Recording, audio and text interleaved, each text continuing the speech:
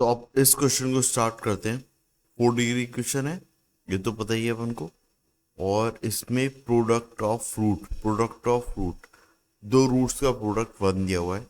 तो अब देखो, कुछ चीज़ें होती हैं, जैसे कि मैं एज्यूम कर लेता हूँ कि जैसे मेरे पास में 4 रूट्स होते हैं, अल्फा बीटा गामा डेल्टा। जो प्रोडक्ट ऑफ रूट होता है that is alpha beta into gamma delta. हाँ, alpha into beta into gamma into delta, ये है ऐसा। ठीक है, तो ये क्या होता है, लास्ट का कोएफिशिएंट। और डिग्री 4 है तो पॉजिटिव साइन आएगा, और divide by A, that is -8/4। सो ये -8/4 होता है, एंड दैट इज -2। जिसमें दो रूट्स का प्रोडक्ट, तो गामा इंटू डेल्टा मान लेता हूं, वो कितना दिया हुआ है 1। तो यहां से अल्फा इंटू बीटा आपका आ जाएगा, और वो कितना आ जाएगा भाई, गामा इंटू डेल्टा अपन दिया हुआ है, तो अल्फा इंटू बीटा कितना आ जाएगा, -2। तो ये एक चीज तो मेरे को एक्स्ट्रा पता लग गई कि जो दो रूट के प्रोडक्ट थे वो सेपरेटली मिल गए हैं। एक गामा इंटू डेल्टा मिल गया है, और एक अल्फा इंटू बीटा मिल गया है -2। ये दोनों चीजें मिल गई। अब बची हुई 3 इक्वेशन को हम लोग यूज करते हैं। ठीक है, उसमें उसमें ऐसा होता है, पहले इक्वेशन आप देखोगे तो वो क्या होता है, sum of root alpha plus beta और गामा प्लस डेल्टा। और इसकी वैल्यू होती है -b/a, that is minus sign -24/4। और ये कितना होगा, 6। अब 2 मिनट रखते हैं आगे प्रोसीड करने से पहले। देखो, है ऐसा कि ये 4 डिग्री क्वेश्चन है। क्या है भाई, शांति से सुनना। ये एक बहुत अच्छा प्रोसीजर है। आई मीन आपकी 4 डिग्री इक्वेशन को एक्चुअली यूज नहीं करना, 4 डिग्री इक्वेशन को टैकल करना। या एक तरीके से बोलूं कि कैसे इनिशियलाइज करूं, कैसे सोचूं कि 4 डिग्री इक्वेशन को सॉल्व कैसे करना होता है ना। सो 4 डिग्री इक्वेशन को मैं 2 डिग्री और 2 डिग्री के दो क्वाड्रेटिक में सेपरेट कर सकता हूँ, और फिर वो सॉल्वेबल हो जाएगी। अब मैं अगर दो क्वाड्रेटिक में सेपरेट करना चाह रहा हूं, तो मेरे को हर क्वाड्रेटिक के सम ऑफ रूट और प्रोडक्ट ऑफ रूट चाहिए है। प्रोडक्ट ऑफ रूट मेरे को पता है ऑलरेडी, एक गिवन था, एक पता कर लिया है ना। तो प्रोडक्ट पता है, मतलब सम मैं पता कर लेता हूं। ठीक है, that means gamma into delta मेरे को पता है, तो गामा प्लस डेल्टा को एक वेरिएबल मान के उसको उसको एक वेरिएबल देता हूं, और उसकी वैल्यू पता कर लूंगा। वैसे ही अल्फा इंटू बीटा की वैल्यू मेरे को पता है, तो अल्फा प्लस बीटा की वैल्यू कैलकुलेट कर लिया। अब मेरे को सम और प्रोडक्ट ये दोनों ही चीजें पता है, दो सेपरेट क्वाड्रेटिक। वहां से मैं दो दो रूट पेयर में पता कर सकता हूँ। ठीक है ना, तो अपने ऐसे 4 रूट निकल आएंगे। ठीक है, और हो सकता है ऐसी कंडीशन बन रही हो कि दो केस पॉसिबल हो, है ना। वो तो खैर ठीक है, अपन देख लेंगे, है ना। पर आपको ये चीज समझ में आ गई हो कि मैं चारों को सेपरेटली कैलकुलेट करने की कोशिश करूं, इससे अच्छा है मैं अल्फा प्लस बीटा को एक्स मान लेता हूँ, कैपिटल एक्स मान लेता हूँ, लिखने में अच्छा लगेगा। और गामा प्लस डेल्टा को वाई मान लेता हूँ। तो ये इक्वेशन ऐसी कुछ दिख रही है, that is X plus Y equal to 6। तो इसको सॉल्व करना या हैंडल करना ज्यादा आसान हो गया। ये कंक्लूजन है इसका, है ना। अगर ये चीज क्लियर है तो फिर अपन आगे प्रोसीड करते हैं, और आपको समझ में आ जाएगा, हाँ यार अब सॉल्व करने में शायद इतनी दिक्कत नहीं है, या बिल्कुल क्लियर हो गया है कि यार अल्फा प्लस बीटा और गामा प्लस डेल्टा को मेरे को एक्स और वाई सब्स्टिट्यूट करके एक लीनियर इक्वेशन और चाहिए। स्टिल मेरे पास दो इक्वेशन और है है ना। सो ऐसा कर सकते हैं, ठीक है। अब देखो, मैं सेकेंड इक्वेशन भी चुन सकता हूं, और मैं सोच रहा हूँ थर्ड इक्वेशन चुनूं। चलो मैं आपको सेकेंड इक्वेशन ही बता देता हूँ चुन के कि सेकेंड इक्वेशन कैसा रिजल्ट देती है। तो वो क्या क्या होता है, दो रूट्स का प्रोडक्ट और उनका सम। मैं क्यों मना कर रहा हूँ इसको चुनने के लिए, कि जब इसको सॉल्व करने जाएंगे ना, तो ये क्या देगा, सम ऑफ रूट का प्रोडक्ट दे देगा, सम ऑफ रूट का प्रोडक्ट दे देगा। और मेरे को x प्लस वाई के फॉर्म में मिलेगी तो ज्यादा इजी है ना। तो x प्लस वाई के फॉर्म में मिले तो एक बार में तीन रूट्स का प्रोडक्ट होना चाहिए। ये आई मीन सोचने का तरीका है। अगर तीन रूट्स का प्रोडक्ट एक साथ होगा तो उसमें से अल्फा इंटू बीटा कॉमन लिया, अंदर बच जाएगा गामा। फिर ऐसे ही एक और होएगा जिसमें से अल्फा इंटू बीटा कॉमन लूंगा, अंदर बच जाएगा डेल्टा। अल्फा इंटू बीटा दोनों में से ही कॉमन आ जाएगा तो अंदर बच जाएगा गामा प्लस डेल्टा। तो गामा प्लस डेल्टा मेरा वाई है और ये सम में चला जाएगा, है ना। सो थर्ड इक्वेशन वो यूज करना ज्यादा सही है। ये ऐसा मैंने जो कल का जो क्वेश्चन था उसमें भी ये प्रोसीजर मैंने आपको बताया था कि डिग्री के हिसाब से हमको इक्वेशन चूज करना चाहिए ताकि अपना कैलकुलेशन इजी हो। एनीवे मैं आपको फुल कैलकुलेशन बताऊंगा तो आपको भी क्लियर होगा कि क्या चुनना चाहिए और क्या नहीं चुनना चाहिए, अच्छे तरीके से एक रिवीजन भी हो जाएगा। ठीक है, तो क्या लिखा हुआ है, इसलिए थोड़ा सा आराम से डिस्कस कर रहे हैं पर ये प्रॉब्लम को, जल्दबाजी नहीं है ना, टेक योर टाइम, है ना। पर नॉलेज आपको पूरा मिलना चाहिए, वे आपको पूरा मिलना चाहिए ताकि आपकी स्पीड मेंटेन रहे और इंक्रीज हो। स्पीड सिर्फ लिखने से नहीं बढ़ती है, आपकी स्टेप्स अगर आपको दिमाग में क्लियर है, आप कंसिस्टेंटली पूरा टाइम फ्लो में यूज कर पाओगे विदाउट एनी पजलनेस या बफरिंग टाइम। ठीक है, तो देख लेते हैं ये क्या आ रहा है, alpha beta plus alpha gamma plus alpha delta, ऐसा। फिर उसके बाद में ये तीन आ गए, फिर beta gamma plus beta delta, और लास्ट होएगा दैट इज अल्फा डेल्टा, ये लिया alpha gamma alpha delta, beta gamma beta delta, और फिर गामा डेल्टा। ये छह वैल्यूज होंगी और ये छह वैल्यूज कैसी आएंगी, +31/4। अब देखो आपको प्रोडक्ट ऑफ फ्रूट ये और ये दोनों की वैल्यू पता है, इसकी वैल्यू 1 पता है, इसकी वैल्यू -2 पता है। तो आप पहले ही -2 + 1 लिख लो। इन दो में से अल्फा कॉमन ले लो तो ये अंदर लिखा है गामा प्लस डेल्टा, और इन दो में से बीटा कॉमन ले लो तो अंदर लिखा है गामा प्लस डेल्टा, है ना। और ये कितना लिखा है, 31/4।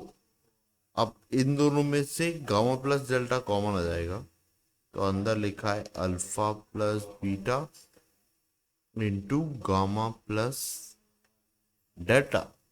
-2 + 1 इज वॉट, -1, उस तरफ जाएगा तो इट इज +1।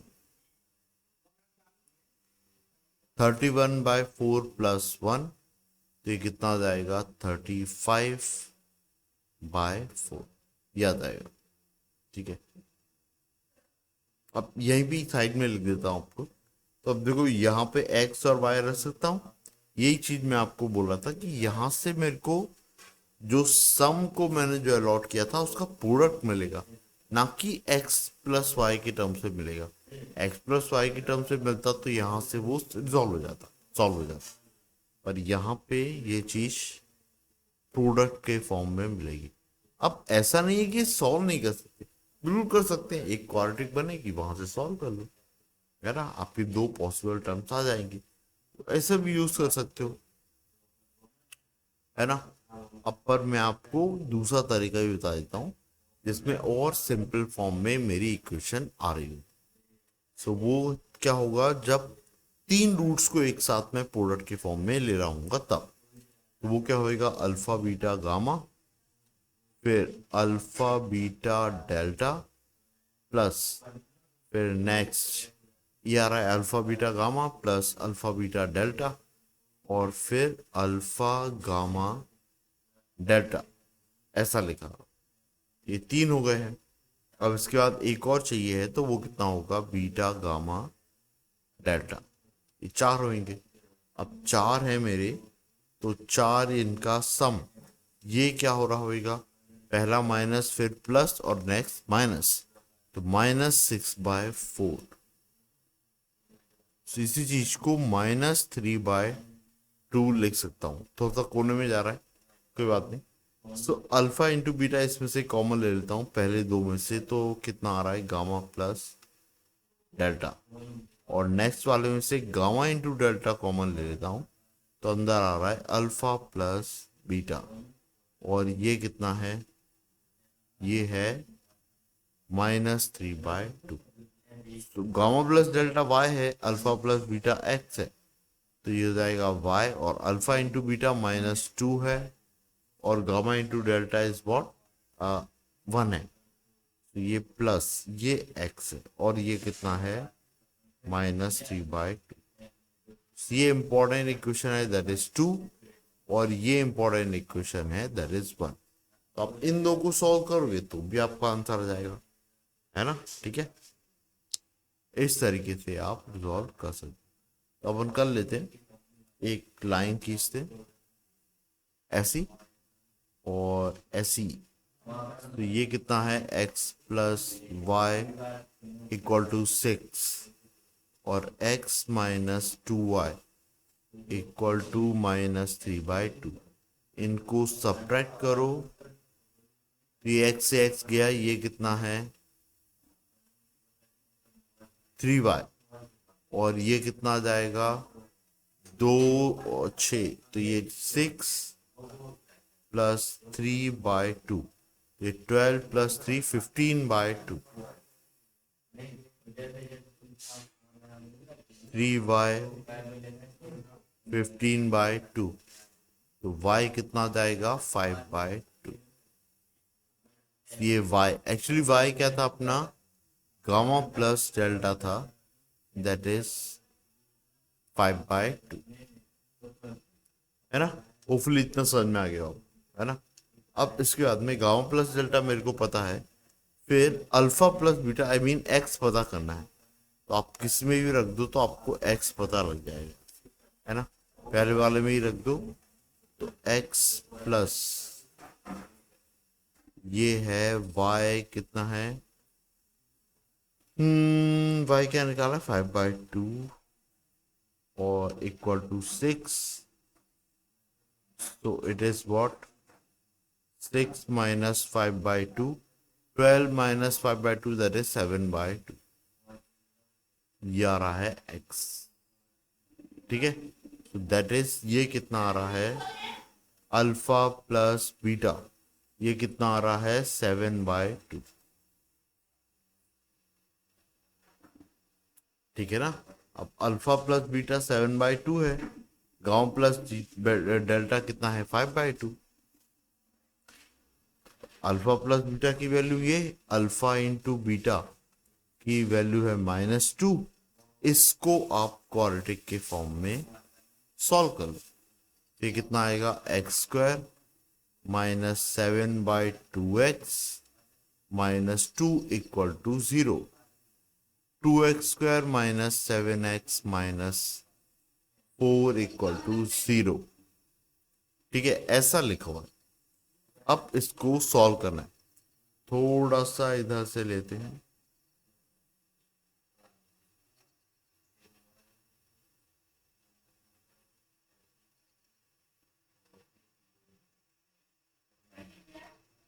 है ना।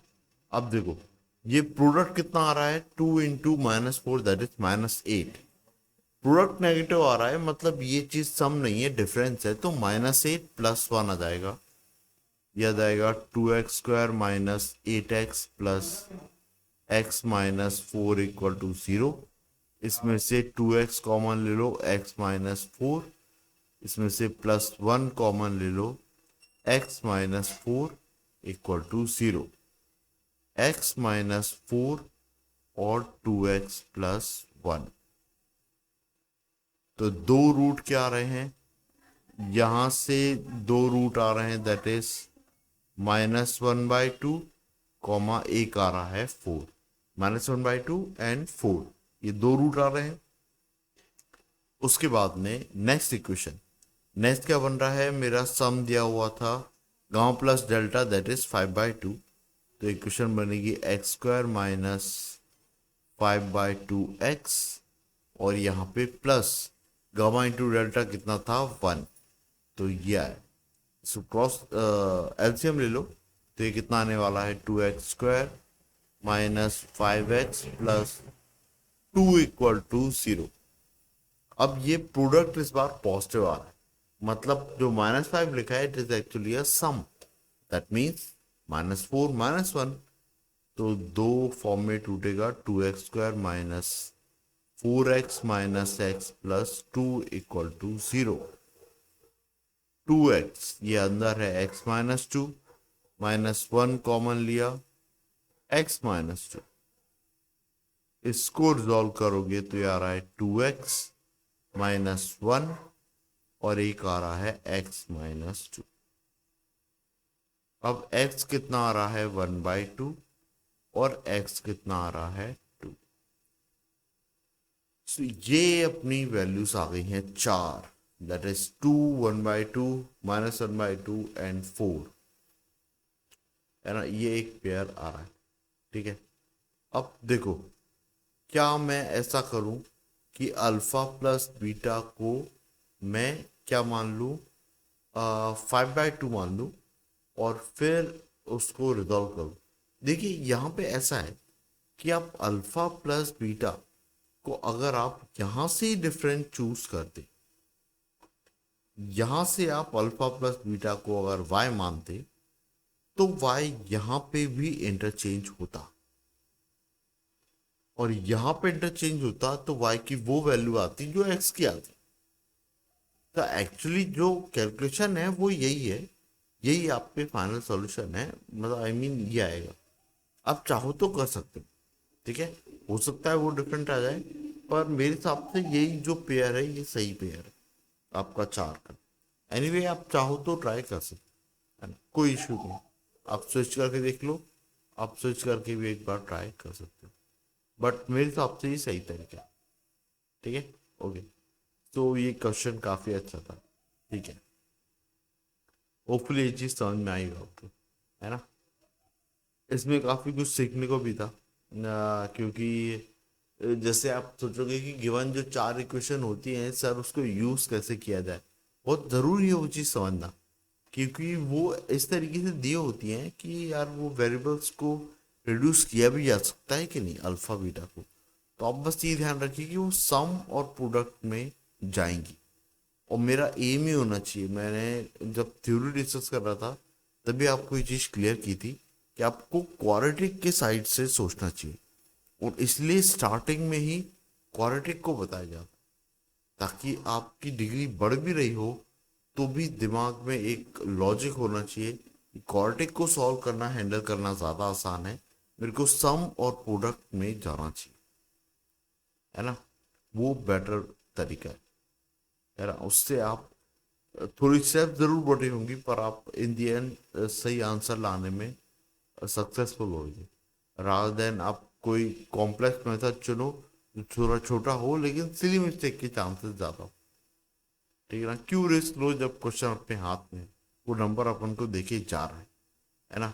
और आईटी एडवांस में आप अगर 9 या 10 क्वेश्चन करते हो आपको एक अच्छा आईटी मिल जाएगा, है ना। आपने 11 या 12 कर लिए तो फिर तो ब्रांच भी बहुत अच्छी मिल जाएगी, तो आप उस साइड ही रहिए, आप काफ़ी टाइम सेव भी कर पाओगे, आपके दिमाग में भी एक रिलैक्समेंट रहेगा कि ठीक है 4 या 5 क्वेश्चन पर सब्जेक्ट छूट गए तो भी मैं रेस में हूँ, और रेस में ही नहीं बहुत अच्छी कंडीशन में हूँ, मैं एक बहुत अच्छा आईटी स्टिल ले सकता हूँ।